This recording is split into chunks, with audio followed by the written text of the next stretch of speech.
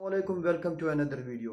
تو آج کے ویڈیو میں آپ لوگوں کے ساتھ تبلیغی اجتماع کا جو اختتامی جو دعا ہوئی ہے وہ آپ لوگوں کے ساتھ شیئر کرتا ہوں۔ امید کرتا ہوں آپ لوگوں کو اچھا لگے گا، تو چلیے ویڈیو سٹارٹ کرتے ہیں۔ ایک نعمت میں کتنی نعمتیں ہوتی ہیں، اس لیے کہا کہ تم اللہ کی نعمتوں کو گننا چاہو گے تو نہیں گن پاؤ گے، اتنی نعمتیں تمہارے ساتھ ہیں۔ اللہ تو کریم ہے، کریم کی شان ہی یہی ہے کہ وہ کرم کا معاملہ کرے۔ وہ کرم کا معاملہ کرے، اپنی شان کے لحاظ سے کرم کرے بندوں پر، مخلوق پر، اپنی شان کے لحاظ سے، لوگوں کی حاجت کے لحاظ سے نہیں۔ شقی حاجت دیکھتا ہے اور کریم اپنی شان دیکھ کر کام کرتا ہے۔ شقی لوگوں کی حاجت دیکھتا ہے کہ ان کو یہ ضرورت ہے کہ ہاں دے دو، ان کو یہ ضرورت ہے کہ دے دو۔ اللہ تعالیٰ ضرورت نہیں دیکھتے بلکہ اپنی شان سے کریمانہ معاملہ کرتے ہیں، کریمانہ معاملہ کرتے ہیں۔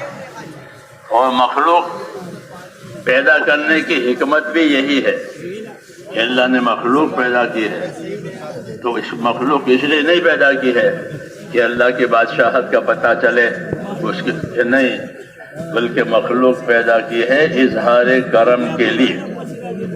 من کردم خلقتا شودے کنم، ایک عارف نے اللہ کی طرف سے یہ بات کہی ہے کہ من کردم خلقتا شودے کنم بلکہ تابر بندگاں جودے کنم۔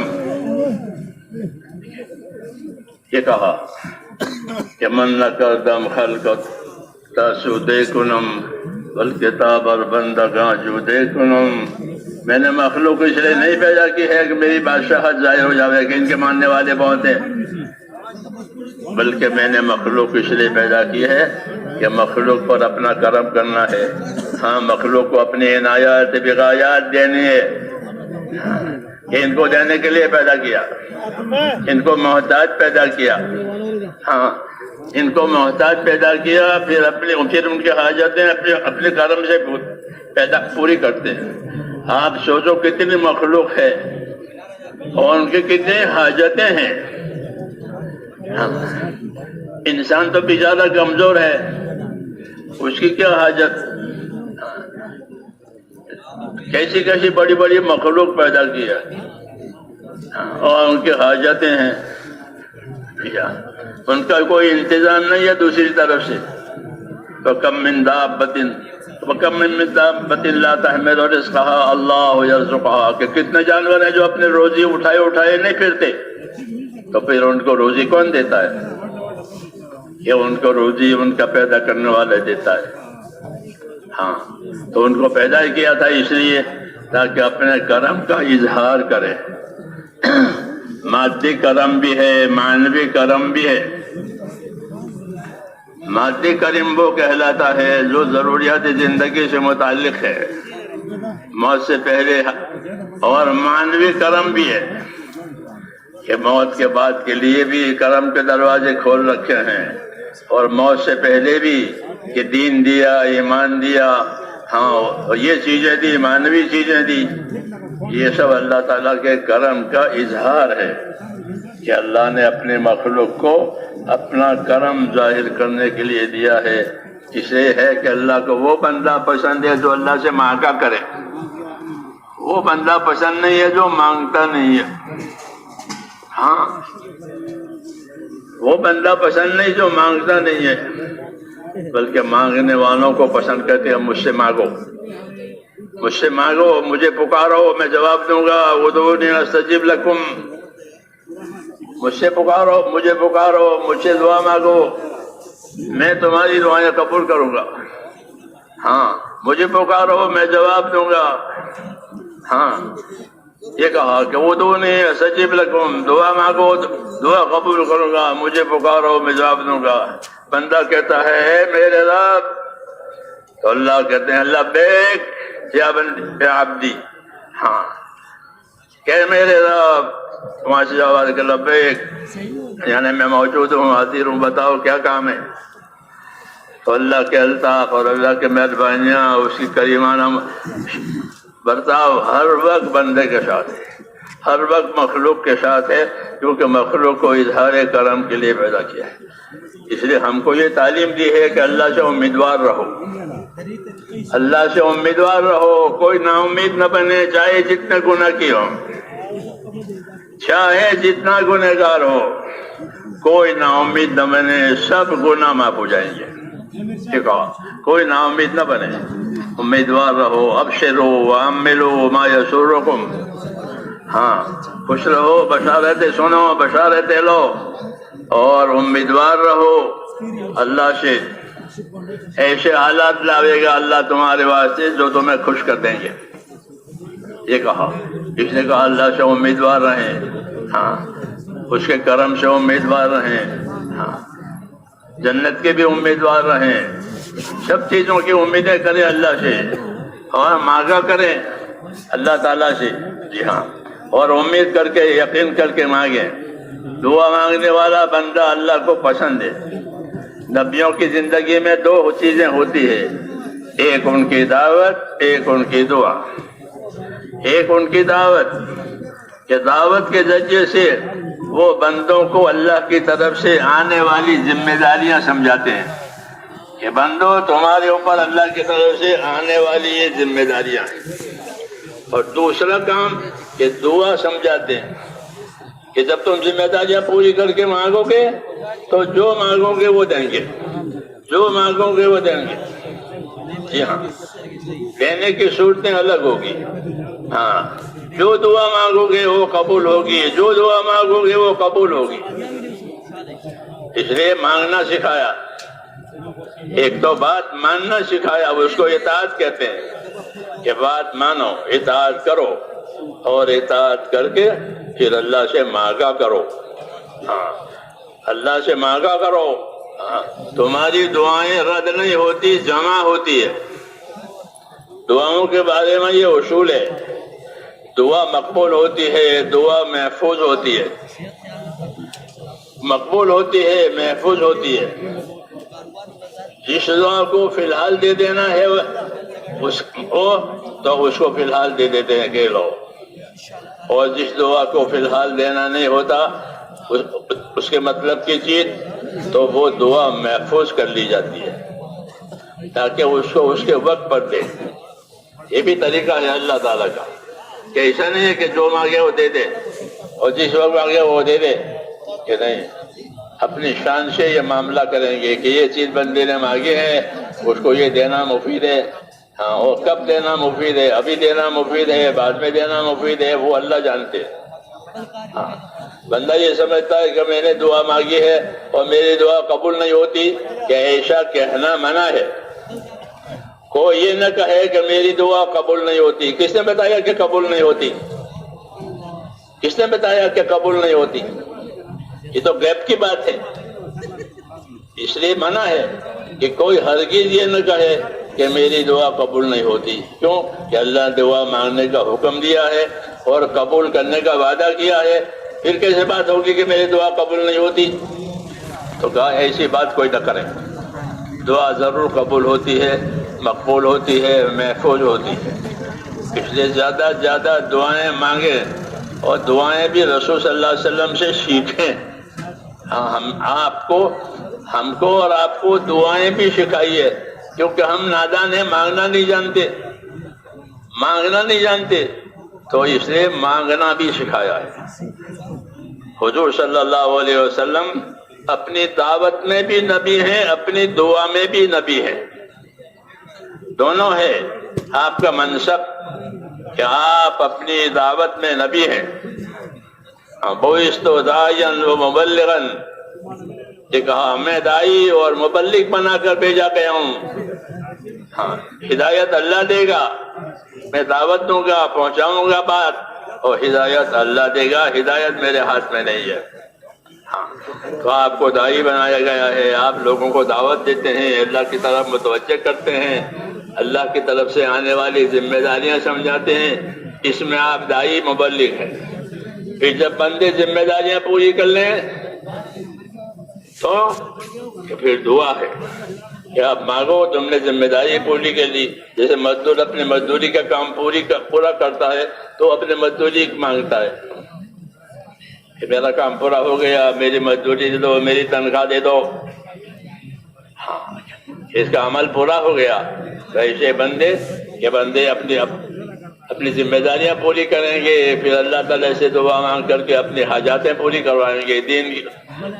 دنیا کی حاجتیں بھی اللہ سے مانگی جا سکتی ہیں اور آخرت کی حاجت بھی مانگی جا سکتی ہے۔ دونوں حاجتیں مانگو، دنیا کی حاجت مانگو، آخرت کی حاجت بھی مانگو، فوری اور اچانک بھی کی حاجت بھی مانگو کہ اللہ مجھے اچانک خیر دے دے۔ حدیثوں میں اللہم انی اسألک من فجاءۃ الخیر واعوذ بک من فجاءۃ الشر، یا اللہ مجھے اچانک کی خیر دے دے۔ تو آپ خواب و خیال میں بھی نہیں تھا اور خیر آ کر رہی، کتنی خوشی ہوگی بندے کو کہ مجھے اچانک کی خیر دے دے اور مجھ کو اچانک کے شر سے بچا لے۔ ہاں اچانک کوئی شر، اچانک کوئی وبا مصیبت اچانک آوے تو یہ بڑا حادثہ مانا جاتا ہے، تو کہا کہ اچانک کے شر سے، اچانک کے حادثے سے بچا دے، لیکن اچانک کی خیر دے دے۔ یہ سب تعلیمات ہیں جو رسول اللہ صلی اللہ علیہ وسلم نے ہم کو سکھائی ہیں۔ دعوت و تبلیغ کا مطلب ان باتوں کو سیکھنا، سکھانا، اس پر عمل کرنا اور دوسروں کو اس کی دعوت دینا، تاکہ کوئی محروم نہ رہے۔ ہاں کوئی محروم نہ رہے، ہر ایک اپنا حصہ لے اس میں سے۔ جی ہاں یہ صلاح عام ہے، سب کے لیے ہے، کوئی اس سے محروم نہ رہے۔ اس لیے ہم کو میرے بھائیوں دین سیکھنے کی دعوت دی گئی ہے کہ دین سیکھو۔ دین سیکھو گے تو اللہ کی شانوں کو پہچانو گے، دین سیکھو گے تو رسول صلی اللہ علیہ وسلم کے کمالات سمجھ میں آئیں گے۔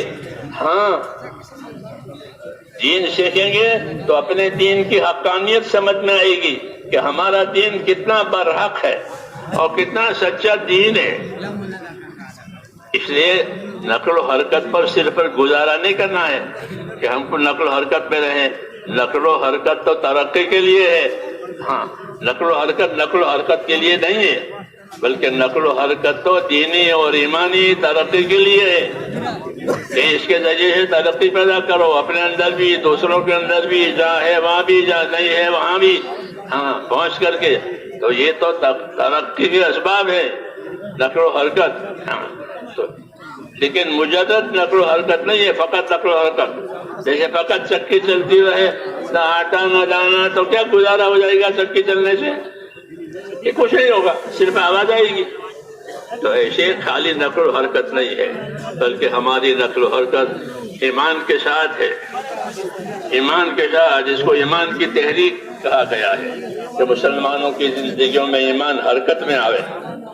جیسے خون حرکت میں آوے تو یہ تندرستی ہے، اور خون کہیں جم گیا تو زندگی خطرے میں پڑ جاتی ہے۔ کہ حرکت میں آوے خیر، ہاں امت کو حضور صلی اللہ علیہ وسلم نے حرکت دی ہے اس چیز کے ساتھ کہ خیر کے ساتھ، کہ خیر کماؤ، خیر سیکھو، پھر خیر پھیلانے کے لیے حرکت کرو، اور جو جانی مالی طاقت دی ہے وہ اس حرکت میں لگاؤ۔ یہ دعوت دی ہے کہ جو جانی طاقتیں ملی ہیں، وہ جو مالی طاقتیں ملی ہیں، وہ کہ ان تمام صلاحیتوں کو اپنے دین پر لگاؤ۔ جو صلاحیتیں دین پر لگ گئی وہ بڑی کمائی ہو گئی۔ ہاں اس لیے کہ اللہ ایک ایک نیکی پر کتنا دیں گے، اپنی طرف سے بڑا چڑھا کر دیں گے۔ جیسے ایک گٹلی بوئی گئی تو اس بڑا پیڑ کھڑا ہو گیا، ایک درخت کھڑا ہو گیا، ہر سال پھل دیتا ایک گٹلی کے نتیجے میں۔ تو کہ وَإِن تَكُ حَسَنَةً يُضَاعِفْهَا وَيُؤْتِ مِن لَّدُنْهُ أَجْرًا عَظِيمًا، کہ ایک نیکی بھی ہوگی تو اس کو بڑا چڑھا کر دیں گے۔ جیسے ایک گٹلی ہوتی ہے تو اس کو بڑا چڑھا کر ایک پورا درخت بنا دیا، اور وہ ہر سال پھل دیتا ہے۔ پیڑ لگانے والا مر جاتا ہے اور وہ اپنے اس کے پھل بعد والوں کے لیے چالو رہتے ہیں۔ تو کہ وَإِن تَكُ حَسَنَةً يُضَاعِفْهَا وَيُؤْتِ مِن لَّدُنْهُ أَجْرًا عَظِيمًا، کہ ایک نیکی بھی ہوگی تو اللہ اس کو بڑھا دے گا، اور بڑا اجر بنا کر، بڑا بدلہ بنا کر اس کے صلے میں اس کو دیں گے۔ یہ کیوں؟ کہ اللہ کے کریمانہ شان ہے، کریموں کا یہی سیوا ہوتا ہے۔ جہاں کہ وہاں کوئی نا امید نہیں ہوتا. وہاں مشکلات کا حل کرنا آسان ہے کریموں کے آگے. ہاں کہ کریموں کے آگے کوئی مشکل لے جائے گا, کوئی حاجت لے جائے تو کریم اس کو پوری کر دے گا, وہ مشکل دور کر دے گا. مثل مشہور ہے, پر کریمہ کا رہا دشوار نہیں. یہ کریموں کے آگے کام کرنا بنانا مشکل نہیں ہے, کریم کام لوگوں کے بنا دیتے ہیں. تو اللہ سے بڑھ کر کوئی کریم نہیں ہے, اللہ سے بڑھ کر کوئی رحیم نہیں ہے. ہاں اللہ اپنی صفتوں میں, ان کی صفتیں لامحدود ہیں. ہاں ہر صفت لامحدود. جی ہاں, اور بندوں کی حاجتیں تو محدود ہے, تھوڑی ہے. ہاں اس لیے اللہ تعالیٰ اپنے کریمانہ شان کے ساتھ معاملہ کرتے ہیں. ہاں سب سے زیادہ کرم جس کا اظہار ہوتا ہے وہ دین کے ذریعے سے ہوتا ہے, کہ دین دے کر بڑا کرم کیا ہے, دین دے کر بڑا احسان کیا ہے, کہ دنیا کی خیر بھی کما لو دین کے ذریعے سے, اور آخرت کی اور ہمیشہ کی خیر بھی کما لو.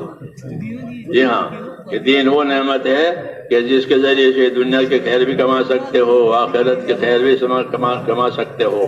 ہاں اور اللہ تعالیٰ کو دین سے زیادہ کوئی چیز پسند نہیں ہے. اللہ نے ہم کو پسند کر کے دین دیا ہے. وَرَضِيتُ لَكُمُ الْإِسْلَامَ دِينًا, کہ میں نے تم کو پسند کر کے یہ دین دیا ہے. سوچو اللہ کی پسندگی کا معیار, کہ کسی چیز کو اللہ پسند کر کے دے. جیسے کوئی دوست کہے کہ میں یہ چیز آپ کے لیے پسند کر کے لایا ہوں. ہاں محبت اور تعلق کی بات. تو اللہ کہتے ہیں میں نے تمہارے لیے اس دین کو پسند کیا ہے. تو اللہ کی پسندگی کا کیا ٹھکانا ہے. تو ہمارے لیے دین کو اللہ نے پسند کیا ہے. وَرَضِيتُ لَكُمُ الْإِسْلَامَ دِينًا. جب اللہ نے ہمارے لیے دین پسند کیا تو سوچنے کی بات ہے کہ کیا اللہ ہماری بے دینی پسند کریں گے. جب ہمارے لیے انہوں نے اپنا دین پسند کیا تو ہماری طرف سے بے دینی نہیں پسند کی جائے گی. اس لیے عام اعلان کیا ہے کہ اس دین کے علاوہ کوئی اور طریقہ لے کر کوئی آئے گا تو ہم ہرگز اس کو قبول نہیں کریں گے. فَمَن يَبْتَغِي غَيْرَ الْإِسْلَامِ دِينًا فَلَن يُقْبَلَ مِنْهُ وَهُوَ فِي الْآخِرَةِ مِنَ الْخَاسِرِينَ. کہ اس دین کے علاوہ کوئی اور راستہ لے کر آئے گا اور ہم ہرگز نہیں قبول کریں گے. یہ دین ہے اور یہ طریقہ یہ نبوی ہے کہ یہ ہے. پھر نبوی پھر دین کو پر چلنے کے لیے, کہ دین پر چلنے کے لیے نبوی طریقہ ہوگا. حکم اللہ کے ہوں گے, طریقے نبی کے ہوں گے. اس لیے دین اللہ کا دیا ہوا ہے, یہی قبول ہوگا. اور اس پر چلنے کے لیے طریقہ کہ وہ نبی کا ہوگا, نبی کی سنتیں ہوگی. ہاں اس کام کی کیا سنتیں ہیں, اس کام کی کیا سنتیں ہیں, اس کام کی کیا سنتیں ہیں. ہماری دعوت میں اجتماعی کام تو نصرت ہے اور انفرادی کام اتباعی سنت ہے, لیکن لوگ اتباعی سنت کو بھول گئے ہیں. ہاں اس لیے انفرادی زندگیوں میں دینداری کم نظر آئے گی, مجمع بہت لیکن انفرادی زندگیوں کی دینداری کم. ہاں وہ اس وجہ سے کہ اس پر توجہ نہیں ہو گئی. حالانکہ بازاروں کا معاملہ آپ دیکھو تو بازار میں اجتماعی طور پر سب کماتے ہیں, لیکن انفرادی طور پر ہر ایک زیادہ کمانے کی فکر میں ہے کہ مجھے زیادہ نفع ہو جاوے, میرا کاروبار تیز ہو جاوے. تو وہاں اپنی انفرادیت کو بازار میں لوگ دیکھتے ہیں. ہماری یہ نادانی ہے کہ ہم اپنی انفرادیت کی طرف توجہ نہ کرتے, بلکہ اجتماع تو بہت بڑا اجتماع ہو گیا, ہاں بہت لوگ نکل گئے, یہ تو ہو گیا. اب سوال یہ ہے عمومی محنت کے نتیجے میں خصوصیت میں کیا خیر آئی. ہاں ہر عمومیت خصوصیت کو پوسنے پالنے کے لیے ہوتی ہے. یہ قاعدہ ہے کہ ہر عمومیت, ہر اجتماعیت وہ انفرادیت کو اور خصوصیت کو پالنے کے لیے ہوتی ہے. 100 طالب علموں کو پڑھائیں گے, 100 جوانوں کو پڑھائیں گے تاکہ ہر طالب علم, ہر جوان قابل بن جاوے پڑھ لکھ کر کے. ہاں اسے ان کا امتحان ہوتا ہے کہ کون پاس ہوا کون ناپاس ہوا. پڑھایا سب کو اجتماعی طور پر اور انفرادی طور پر ان کو جانچتے ہیں. ایسے مریضوں کو 100 مریضوں کا علاج کریں گے اور انفرادی طور پر ہر ایک کو دیکھیں گے کس کو کتنا نفع ہو رہا ہے. یہاں بھی یہی بات ہے کہ اجتماعی طور پر محنت کریں گے، نکلیں گے، نکالیں گے. انفرادی زندگی میں کتنا دین آیا، صبح سے شام تک کتنی سنتوں پر عمل ہوا، ہاں نمازیں کتنی درجے میں صحیح ہوئی، زکاتیں کتنی پائی پائی کر کے دی مالداروں نے. ہاں خالی خروج پر گزارا نہیں کیا جائے گا بلکہ دیکھا جائے گا. یہ انفرادی زندگی میں مالدار نے زکات دی نہیں دی، کیونکہ حضور صلی اللہ علیہ وسلم نے حجۃ الوداع میں یہ ساری ذمہ داریاں سمجھائی ہے. ساری عمر آپ نے دعوت دی ہے، محنت کی ہے، نقل و حرکت، آخر میں یہ ذمہ داری سمجھائی وداعیگی کے وقت میں کہ اپنے اپنے انفرادی زندگی کے اعمال کو قائم کرو. صلو خمسکم صوموا شہرکم ادوا زکاة اموالکم اطیعوا امراءکم تدخلوا جنت ربکم. حجۃ الوداع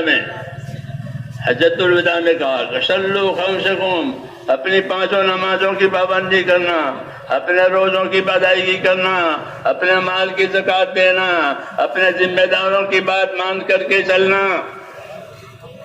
یہ تو اپنے پروردگار کی جنت میں داخل ہو جاؤ گے. تو یہ انفرادی توجہات ہے، یہ انفرادی توجہات ہے، ورنہ 23 سال میں ساری باتیں پہنچ گئی ہے. اب آخری جو خطبہ تھا وہ آپ کا آخری مجمع تھا، پھر مجمع سے آپ رخصت ہو رہے ہیں تو یہ باتیں کہی. تو میرے بھائیوں اصل یہی ہے کہ اجتماعیت ہماری وہ ہماری انفرادیت کو پوشے، ہماری انفرادیت کو صحیح کرے. ہاں کہ ہماری انفرادی زندگی جو ہے وہ حکم والی، سنتوں والی یہ بن جائے. یہ دیکھا جائے گا، یہی اس کام کا اصل فائدہ ہے. ورنہ تو حج میں سب حاجی ہوتے ہیں، نماز میں سب نمازی ہوتے ہیں، ہاں لیکن کس کا کیسا حج ہے، کس کی کیسی نماز ہے، یہ دیکھی جائے گی. اس لیے ان محنت کے ساتھ ساتھ اپنی انفرادی زندگی کو شریعت کے مطابق، حکم کے مطابق، سنت کے مطابق بنانا ضروری ہے. اس لیے ہمارے ہاں علم و ذکر کا نمبر رکھا گیا ہے کہ دین سیکھو، دین پوچھو، دین یاد کرو. دین سیکھو، دین پوچھو، دین یاد کرو. اللہ کے راستے میں نکل کر یہ سیکھ کر آئے، یہ یاد کر کے آئے. ہاں پہلے یاد نہیں تھا، پہلے معلوم نہیں تھا، اب سیکھا اللہ کے راستے میں. یہ چلتا پھرتا مدرسہ ہے، یہ چلتا پھرتا مدرسہ ہے، نقل و حرکت کے ساتھ دین جاری پانی کے ساتھ طرح سے. یہ پانی کو جاری بھی کر دیا تاکہ ہر کوئی فائدہ اٹھاوے. تو کام کو چلتا پھرتا، دین کی محنت کو چلتا پھرتا کیا تاکہ ہر چلنے والا چل سکے، ہر نکلنے والا نکل سکے.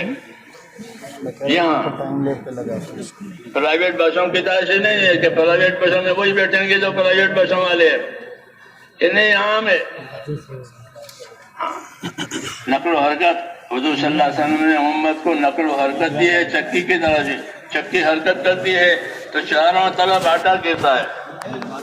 ایسے آپ کی نقل و حرکت جو سکھائی ہے کہ چاروں طرف دینداری آئے گی، ہر طبقے میں دینداری آئے گی، کیونکہ ہر طبقہ اس میں بلایا جائے گا دعوت کے ذریعے سے اور چلایا جائے گا سیکھنے سکھانے کے لیے تاکہ زندگی علم و ذکر والی بنے. تو پھر ہر طبقے میں دین آئے گا، اپنے طبقے کی دینداری کا شعور آئے گا کہ تجارت کا کیا دین ہے، زمینداری کا کیا دین ہے، مزدوری کا کیا دین ہے، عہدے داری کا کیا دین ہے. یہ شعور پیدا ہوئے گا. ہاں اسی اور فضائل سے چلایا ہے، اس کام کو فضائل سے چلایا ہے. جی ہاں، اور یہی صحیح طریقہ ہے. مسائل کے حل کرنے کا صحیح طریقہ فضائل ہے. حضور صلی اللہ علیہ وسلم لوگوں کو فضائل بتاتے تھے، مسائل حل ہو جاتے تھے.